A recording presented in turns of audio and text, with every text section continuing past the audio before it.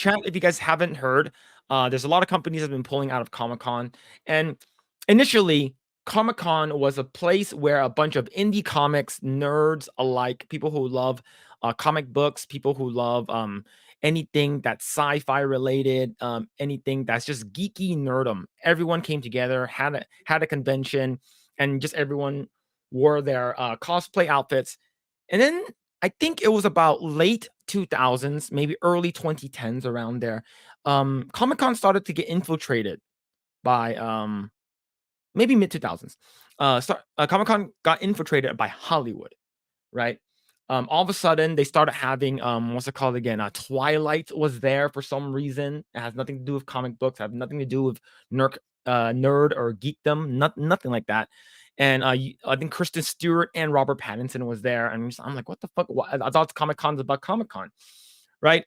Then it's just, if it goes back to the way it was, if these companies are eventually going to be like, yo, we're pulling back, we don't need to be at Comic-Con anymore, we should have our own Dick Con or whatever, whatever Holly ass con or whatever that they have, that'll be great, right? But the reason why that is, so this is some CBR. Netflix, Sony joined major studios in skipping San Diego Comic-Con. Netflix and Sony are among the major studios ditching San Diego Comic-Con, leaving fans hungry for superhero reveals and exclusive panels. I have never gone to Comic-Con. I've had multiple opportunities to go, but I just never went. First and foremost, the reason why the first time I was actually able to go was probably 2016, 2015, around there. And I didn't want to go because I heard every time when someone goes, you always get the con flu, right? So you basically get sick because it's people from all around the world, right? So you have people from, people from China will come over here and give you COVID and stuff like that. So it's something that I never wanted to do. And now, even though with what's it called again, we're sort of COVID's over, like pandemic's over now, and in 2023, and people are still going to be masked up, and I don't know how that's going to be, but I think I just never wanted to get sick in general, right? So Yeah. Netflix and Sony are among the major studios skipping San Diego Comic-Con and other panels. According to Variety, Comic-Con, scheduled to start July 19th, runs the risk of an empty panel. In an event that SAG-AFTRA and AMPTP fail to reach an agreement before the contract deadline on June 30th, the Writers Guild of America strike continues at least through July. Actors will likely join writers and showrunners in abstaining from promotional panels such as Comic-Con. So this all has to do with the writer's strike. I see. Okay. Yeah. Okay. So that actually does make sense now, is because you can't really promote stuff, right? Because if you're promoting it, that means you're promoting work, and you're sort of turning your back on the people who are going on strike. On how do you feel about this? Do you think that Comic-Con should just be about comics, just go back to comics in general, or do you think that comic book movies and Hollywood should still be a part of Comic-Con? Maybe 5 years ago, I would have said it's fine. But now, given the overall quality of the shows, I would say keep it out. Like, if you're just gonna push for woke stuff, if you're gonna push for like Black Little Mermaid or gender fluid animated characters, then yeah, just make your own. If you just make your own event. But then again, on the other side of the coin, there's Nintendo already starting to get into adapting their characters into movies. So that's valid. But maybe for those companies that have a portfolio of video games or geek culture that are moving it to the movies, that's fine. But for companies that are just simply having movies without any lore or background to turn to, then yeah, just make your own. That's how I see it. It depends. In a nutshell, it depends on the company. But Yeah, for me, it's fine. It's like, clear out the woke people. Like, let them lose their jobs, honestly, because they suck at it. Yep. Yeah. Consequently, studios will be left with a shortage of panel participants, leaving thousands of eager fans with little to anticipate at the annual event. Sony Pictures and Netflix are among these major studios, such as Universal Pictures and HBO. skipping the typically star-studded event. Marvel Studios, Lucasfilm, and parent company Disney are also not attending. That's good. That's very good. Yeah. I like that. Right. I'm actually we need more of that. I would say it'll be pretty cool if you got, I don't know, like the Ripperverse with like Eric July there. Like that'd be pretty Yeah. cool. I Right? Like imagine in the future. I imagine in the future. yeah. Let's see. If major studios are set on skipping San Diego Comic-Con, they will miss the opportunity to showcase their highly anticipated shows. Marvel Studios and Lucasfilm's upcoming projects, such as The Marvels, Loki Season 2, Ahsoka, The Haunted Mansion, will be absent from SDCC. Similarly, HBO's sizzling showcase, such as True Detective Season 4, The House of Dragons Season 2, ongoing production, will not be participating. Sony Pictures has the anticipated release of Gran Turismo and Craven the Hunter this year. However, the studio is skipping the event along with Universal Pictures, which has a Last Voyage of the Demeter, Strays, and Exorcist on its slate. Netflix, which recently hosted a grand fan event called Tudum in Brazil, unveiling glimpses of its high-budget genre series like the One Piece adaptation, will not showcase its project in SDCC. So I think that's fine. I think most of the time you already have Disney. They have their own convention already, right? So I think it passed or it hasn't passed yet. Oh, doesn't matter. They can just show all this shit there. Like same thing with. I think eventually these companies are going to get so big they're going to have their own convention, which will in turn probably be better. So you can show more stuff and it's not saturated, and you probably don't have to pay that much. But overall, I think that the WGA and the DGA's strikes that's going on right now definitely is affecting them.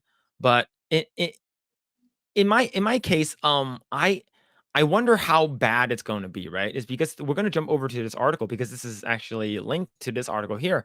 The Directors Guild members overwhelmingly vote to ratify deal with the studios. All right. Streamers. The pact, which established a new foreign residuals formula and some guard rails on the use of AI, drew the support of 87% of voting members. So before I go forward, how do you feel about the if the DGA and then eventually SAG all show their support towards the writers, and then coming this fall, nothing is going to get written, right? We talked about this before at length. How do you Yeah. feel about this? Yeah. It's like, it couldn't have come at a worse time, honestly. It's like, how could all these guilds not be aware about the finances right now? It's like, I mean, they have to look. I don't know these. I don't know if the members look at the hard numbers, like in terms of profitability and the cost it took them to make the movies, because it's not looking good for. Well, maybe Netflix. Maybe Netflix is starting to rebound as per recently, Mhm, but everyone else is like HBO not good, Disney definitely not good. Uh, they don't have the power right now. Even if they had a lot of that, even if Disney wanted to, that's the mhm, super optimistic Disney. Let's say Disney wanted to meet all those demands. They don't have. They don't have. They definitely do not have the money right now. So I don't know. I see the best case scenario for all these strikes is some of them are gonna get laid off. Like, because like I'm assuming there's gonna be some sort of middle ground, but at the cost of it cannot be accommodated to everybody. So they're gonna have to lay off some people. mhm. So overall, it's a good thing, but yeah, and there's gonna be a content drought for sure. Because yeah, imagine trying to meet demands of your employees, but you don't have the financial backing to do so. So it's gonna be a really really long discussion if ever they try to meet halfway. And then the worst case is, as you said, it's gonna be a content drought for a very very long time. Yep. But I if got. that happens, even the companies are starting to gonna get problematic. Like 'cause Disney's the only thing keeping Disney afloat right now is their theme parks, but even that's losing money now too. So it's really really interesting times because like if the worst case happens to Disney, that's like such a mark in history because like Disney has been there literally since I was born. Yep. So yeah, imagine that. Imagine such a big company that you didn't think would go out of business because of really really terrible decisions. Yep. True. Let's see. The Directors Guild of America members have voted to ratify the agreement that union negotiators struck with studios and streamers in early June. 87% of the union voted in support of the deal in referendum that ended June 23rd, while 13% voted against it. 41% of the union's 16,000 eligible voting members, a group that includes directors, assistant directors, unit production managers, and stage managers, among others, turned out for that vote. The union framed this as a turnout level that exceeded any prior DGA ratification vote. I'm proud to report that DGA members have joined together to ratify a new contract that will allow every director, assistant director, unit production manager, associate director, and stage manager to share in the success of what we create. DGA President Leslie Linka Glatter said in the statement, "Our new contract secures gains on wages, global streaming residuals, safety, and diversity, oh my god, man, creative rights, and that build for the future and impact every category of member in our guild. The new contract will likely take effect July 1st and will extend through June 2026. So that's a while. So you have about 3 years. During the voting period, the details of the agreement got mixed reaction from union members who spoke with the Hollywood Reporter early in the voting period. While some members have been excited by the broad reach of the gains and how they impact many constituencies within the union, others publicly aired that they felt that the provision on artificial intelligence in the deal wasn't airtight enough. We're disappointed that the streamer data transparency wasn't tackled and said that the DGA had squandered the unusual leverage provided by the writer strike. So, speaking of AI, there's a lot of shit that companies are already doing with AI. So Yeah. you're trying to basically make sure that you get more money, get more residual income, and basically, if you guys don't give us the money that we want, we're not gonna do anything, right? And you guys can't, like, it's probably in their contract that like you are not allowed to use AI. But the thing is that we had some random shit AI that came out of Secret Invasions already. So Uh-huh. it's just Yeah. like, so, Exactly. but like that's not, but art is not included in that, right? Because it's only directing and you know, production managers and writing and acting. So it's not like art. It's because the art has their own, right? The animation union has their own. IATSE is one of them. So man, I think this is, to be honest, I really just hope everything in Hollywood burns. But the thing is, I have people who work there.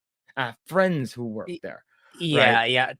Yeah, there's gonna be a mass purging for sure. Like the CW people, you need to kick those out for sure. That Yeah. and not your team. But yeah, those who are good based on by merit, not because of their skin color, their gender, or stuff like that. They deserve to stay, in my opinion. They deserve to stay. And that's finally what it takes to finally bring these movies, TV series back to form, back to actually what we want them to be. Because like I miss the times when we started, right? We talk about House of the Dragon. We talk about, we speculate our theories on what's gonna happen next.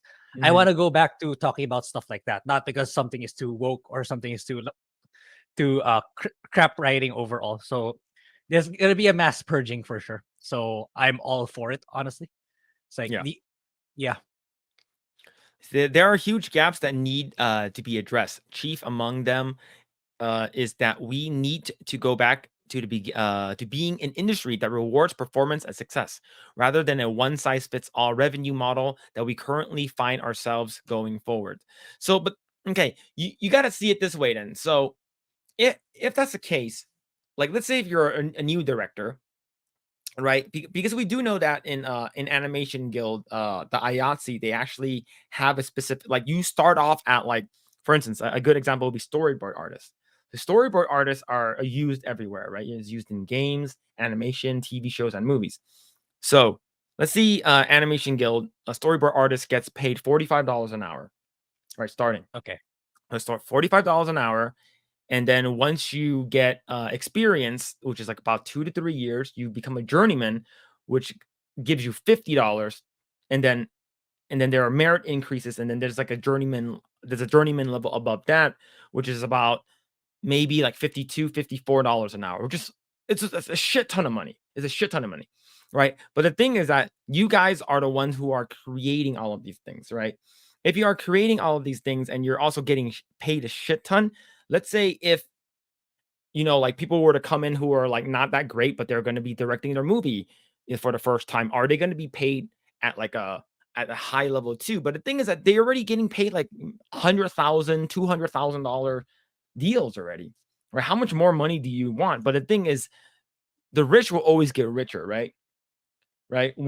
To them, winners win. It doesn't matter, right? And the thing is that you have to support everyone, is because the writers, without writing, you can't you don't have a movie to direct, and if the directors go on strike, you don't have a movie to act in. It's a fucking circle chain. It's basically a fucking snake eating itself. Yeah. It's like everything is linked. So if one goes on strike, everyone has to go on strike, or we're not doing shit. And you in your contract, you cannot use AI. You cannot use any of these things. So they sort of it's sort of like it's like a cheat. It's like a loophole for them to like, oh, no matter what, we're gonna get our contract, no matter what. It's just we're just gonna have to wait you guys out, right? We're gonna have to wait out the big companies. So it's pretty shitty. It's a pretty shitty thing, right? Let's see. Another DGA member who voted yes said the union negotiators, they did get some significant gains. You have to remember that the deal they had before they went into negotiations was already so much better than what we have had at the WGA. So anything they did is a plus. The DGA broke with recent precedent in revealing the percentage of yes votes and the turnout figure this year. I bet you if they actually can find out who voted no, they'll just let all of them go. It's like, Yeah. like I have a feeling like people who are like, why? We don't need this. No, I'm gonna vote no. We're gonna let all of you go. Like it's sort of like, imagine if every company was like a social credit score, right? For companies. Well, I forgot what it's called. ESG. I think that's what it is, right? Right. We've been talking about that, right? I think, right. So ESG.